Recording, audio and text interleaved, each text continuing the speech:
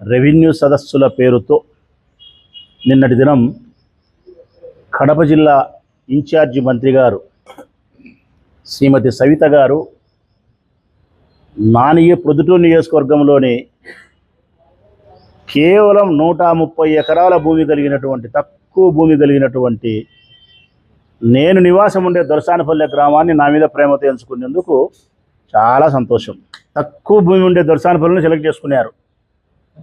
ఏ తాళమాపురమో, ఏ కల్లూరో, ఏ చిన్న చెట్టిపల్లెనో పెద్ద చెట్టిపల్లెనో దండిగా భూములు ఉండే చోట సెలెక్ట్ చేసుకుంటే మరి ఇంకా బాగుండిండేమో. మరి నా మీద ఎక్కువ ప్రేమ ఉన్నట్టుంది వారికి. ఇన్ఛార్జి మంత్రి గారు మాట్లాడిన మాటలు రెండు రకాలు. ఒకటి, రెవెన్యూ సదస్సులకు సంబంధించి మాట్లాడింది 1 పైసా, తక్కిన 99 పైసలు మాట్లాడింది వాళ్ళ పార్టీ యొక్క గొప్పతనాన్ని చెప్పుకునేదానికి, జగన్మోహన్ రెడ్డి గారిని విమర్శించేదానికి. వరదరాజిరెడ్డి గారు అయితే నన్ను విమర్శించేదానికి. ఇంతకంటే మించి అక్కడేమి జరగలే. ఈ సందర్భంగా ఎంతో గౌరవప్రదమైనటువంటి భాషలోనే మంత్రి గారిని నేను ప్రశ్నిస్తూ ఉన్నా. మీరు మాట్లాడిన మాటలు ఆసరాగా చేసుకొని ప్రశ్నిస్తా. ఏం సృష్టించినారమ్మా సంపద? మీరు ఏం సృష్టించినారు? ప్రతి మంగళవారము కొన్ని వేల కోట్ల రూపాయల అప్పు చేయడమే సంపద సృష్టించడం అమ్మా. ఇప్పటికి 70,000 కోట్ల రూపాయల అప్పు చేసినారు. జోబులకు, ప్రజల యొక్క జోబులకు కన్నాలు వేసినారు మీరు. మీ ప్రభుత్వం ఏర్పడిన తర్వాత ప్రజల యొక్క జోబికి చిల్లులు వేసినారు, కన్నం వేసినారు.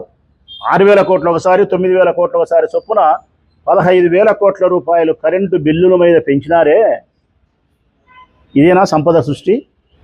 నిత్యావసర వస్తువుల ధరలు ఆకాశాన్ని చూస్తున్నాయే. ఉప్పు, పప్పు, బియ్యం, బెల్లం, గోధుమలు, కందిబ్యాళ్ళు, వట్టిమిరపకాయలు, చింతపండు, పచ్చిమిరపకాయలు, టమోటా పండ్లు. ఇదేనా సంపద సృష్టించడం అంటే? రాష్ట్ర వ్యాప్తంగా స్మార్ట్ మీటర్లు బిగిస్తున్నారు. ఇదేనా మీరు సంపదను సృష్టించే వ్యవహారము? ఊరున బెల్ట్ షాపుల పేరుతో మద్యం ఏరుడై పారుతూ ఉంది. ప్రజల యొక్క ధనాన్ని లాగేసుకునే ప్రయత్నం చేస్తున్నారు. వారి ఆరోగ్యాన్ని క్షీణింపజేసే ప్రయత్నం చేస్తూ ఉన్నారు. దీన్నే సంపద సృష్టి అంటారమ్మా. మేము ఏది గౌరవంగా మిమ్మల్ని అడిగినా కూడా మీరు అదే స్థాయిలో చెప్పకపోయినా పర్వాలే, అగౌరవమైన స్థాయిలోనే చెప్పండి. నాకు సమాధానం చాలు. సమాధానం చెప్పండి తల్లి. మీరు ఏం సాధించిందో మీ ప్రభుత్వం 6 నెలల కాలంలో, ఏం సంపద మీరు సృష్టించినారో. ఆంధ్రప్రదేశ్ రాష్ట్ర వ్యాప్తంగా గ్రామీణ ప్రాంతాలకు సంబంధించిన రహదారులు కూడా మనం ప్రయాణం చేయాలంటే టోల్గేట్ ట్యాక్స్ కట్టాల్సిందే.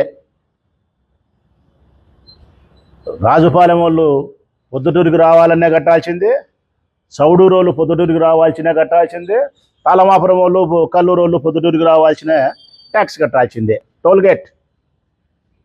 ఇదేనా సంపద సృష్టి? 50 సంవత్సరాలకే పెన్షన్ ఇస్తామని చెప్పినారు అందరికీ. 50 సంవత్సరాలకు పెన్షన్ ఇచ్చే మాట దేవుడెరుగు. అనేక రకాల వంకలు పెట్టి 1,57,000 మందికి పెన్షన్లు తొలగించినారు. ఇది సంక్షేమ పథకాలు అమలు పరచడము అంటారు. ఈ సంవత్సరం వ్యవసాయానికి 20 నయా పైసలైనా ఇచ్చినారా మీరు? దీన్నేనా సంక్షేమ పథకాలు ఒక్కొక్కటిగా మీరు అమలు చేసిన విధి విధానం తల్లి? ఇంకా మహిళలకైతే ఎక్కడ లేని ఆశ చూపించే క్రమంలో భాగంగా ఫ్రీ బస్ అన్నారు. ఫ్రీ బస్ యాడికన్నా తిరుగు ఈ రాష్ట్రంలో ఏ తల్లి అయినా సరే, నా తల్లి, నా చెల్లెలు ఎవరైనా సరే, ఊర్లోనే ఎక్కువ ప్రొద్దుటూరులో బస్సు ఎక్కితే ఇచ్చాపురం వరకు ఫ్రీ ఫ్రీ ఫ్రీ. ఏదో సినిమాలో చెప్పినట్టు ఫ్రీ ఫ్రీ ఫ్రీ ఫ్రీ అని చెప్పినట్టు ఫ్రీ అని చెప్పినారు. మరి ఫ్రీ బస్ వచ్చిందా తల్లి? ఏ చెల్లైనా, ఏ తల్లి అయినా బస్సు ఎక్కి తలెత్తుకొని, ఇదిగో మా చంద్రబాబు నాయుడు చెప్పిన ప్రకారం నేను ఇచ్చాపురానికి పోవాలనుకున్నా, విజయవాడ పోవాలనుకున్నా, విశాఖపట్నం పోవాలనుకుంటానా, నాకు టికెట్ లేదని చెప్పి ఆధార్ కార్డు చూపించిపోయే పరిస్థితిని మీరు కల్పించినారా? సంక్రాంతికైనా ఫ్రీ బస్ ఏర్పాటు చేసి ఈ రాష్ట్రంలో ఎక్కడైనా సరే, ఏ బస్సు ఎక్కినా సరే తిరిగే పరిస్థితి మీరు కల్పించగలుగుతారా? మీరు ఇక్కడికి వచ్చినారు, దొరసానపల్లి నా గ్రామానికి. ఆ గ్రామంలో ఉండేదంతా చేనేత వాళ్ళే, రైతులు ఉండేది తక్కువ, 130 ఎకరాలు. అక్కడికి రావడమే మీరు సెలెక్ట్ చేసుకోవడమే తప్పు. సరే, చేనేతల ఉండే ఊరికి వచ్చినారు. చేనేతలకు 500 యూనిట్ల వరకు కరెంటు ఉచితం అని చెప్పినారు. ఒక 2 మగ్గాలు ఉంటేనో మరో మగ్గం ఉంటేనో 500 యూనిట్లు 300 యూనిట్లు కరెంటు ఉచితం అన్నారు. ఇప్పటికి 6 నెలలు గడిచింది. ఈ రాష్ట్రంలో ఉండే మా చేనేతలకు ఎవరికైనా, ఇదిగో మా మున్సిపల్ చైర్మన్ అమ్మ కూడా పద్మశాలి కులస్తురాలే, మగ్గంనేసి ఆమె కూడా అడుగుతా ఉంది. ఇప్పటి వరకు ఒక్క యూనిట్ కూడా కరెంటు ఉచితం ఇయ్యలేదన్న 6 నెలల కాలం గడిచిపోయింది అని చెప్పి, ఇప్పటి వరకు ఒక్క పరిశ్రమను మీరు నెలకొల్పింది లేదు. ఇప్పటి వరకు ఒక్క యువతకు ఒక ఉద్యోగ అవకాశాన్ని కూడా మీరు కల్పించింది లేదు. ఒక్క ఉద్యోగం. మీరు చెప్పిన ఏదైతే నోటిఫికేషన్ డిసెంబర్ నాటికో ఎప్పుడుకో ఎలక్షన్ గెలుస్తానే చేస్తామని చెప్పి మెగా డిఎస్సి అని చెప్పినారో, అది పేపర్ మీద ప్రకటన చేసినారు, జీవోకు మాత్రం పరిమితం చేసినారు. దానికి కాలయాపన మాత్రం చేస్తూ ఉండి వాళ్ళకు కూడా ఉద్యోగాలు ఇచ్చే పరిస్థితి లేదు. ఇంకా ఎక్కువ మాట్లాడాలంటే కొత్త ఉద్యోగాల కదా దేవుడు ఎరుగు తల్లి, సవితమ్మ తల్లి.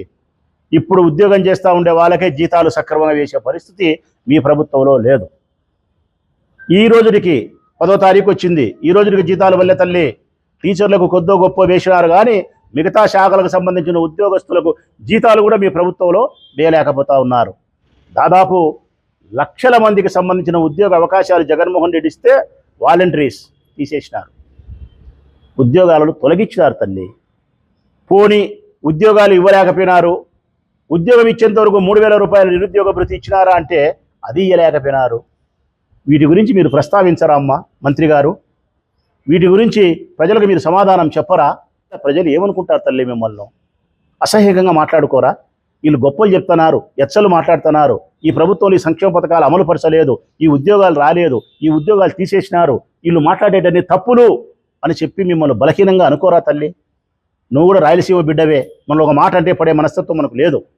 ఏ విధంగా నువ్వు మాట పడగలుగుతావు తల్లి? ఇవన్నీ మాట్లాడిపోయిన తర్వాత పోలవరం జాతీయ ప్రాజెక్టు నేను కడతా నేను పూర్తి చేస్తా. వినాయకుని పెళ్ళిన్నట్టుంది తల్లి, అది వినాయకుని పెళ్ళిన్నట్టుంది. అది ఎప్పటికీ పూర్తి కాదు, కడతానే ఉంటారు ఎప్పటికీ కూడా.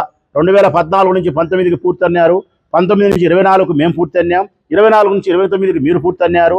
ఇంతే కడతానే ఉంటారు. నా ఒక్క మాటకు సమాధానం చెప్పాలా? ఇది నేనన్నే మాట కాదు, స్వయంగా ఈ దేశ ప్రధానమంత్రి నరేంద్ర మోడీ గారే మాట్లాడినారు. ఏమని? పోలవరం ప్రాజెక్టు నాశనం చేసిందే చంద్రబాబు నాయుడు, పోలవరం ప్రాజెక్టు చంద్రబాబు నాయుడుకు ఏటీఎం కార్డు అని చెప్పినాడు. మరి నరేంద్ర మోడీ గారు మాట్లాడిన మాటకు, ఆనాటి నిజానికి మీరు సమాధానం చెప్పగలిగితే ఈ రాష్ట్ర ప్రజలందరూ వింటారని చెప్పి కూడా మీకు తెలియజేస్తానా తల్లి. రాష్ట్ర ప్రజలారా, ఇది నిజం. ఇన్ఛార్జి మినిస్టర్ సవితమ్మ గారు మాట్లాడిన మాటల్లో ఇదొక్కటి నిజం ఉంది. రాజధాని నిర్మాణం మాత్రం జరుగుతుంది. ఎందుకు తెలుసునా? అది ఆంధ్రప్రదేశ్ రాష్ట్ర ప్రజల రాజధాని కాదు, కమ్మ కులస్తుల రాజధాని, ఒక్క సామాజిక వర్గానికి సంబంధించిన రాజధాని, చంద్రబాబు నాయుడు సామాజిక వర్గానికి సంబంధించినటువంటి రాజధాని. వారి కులస్తుల యొక్క ఆస్తుల విలువలు పెంచడానికి, తెలుగుదేశం పార్టీ నాయకుల బినామీ పేర్లతో ఉండబడి వారి ఆస్తుల యొక్క విలువలు పెంచడానికి కోసం రాజకీయ కోణములో స్వార్థపూరితమైన ఆలోచనతో పెద్ద కుట్ర దాగి ఉండే రాజధాని అది. ఆ రాజధానిని డెవలప్ చేస్తే వాళ్ళ ఆస్తుల విలువలు పెరుగుతాయి. ఇంతకు తప్ప నేను చెప్పిన దాంట్లో వేరుగా ఏమైనా చెప్పగలుగుతారా అని అడుగుతా ఉన్నా నేను. ఇక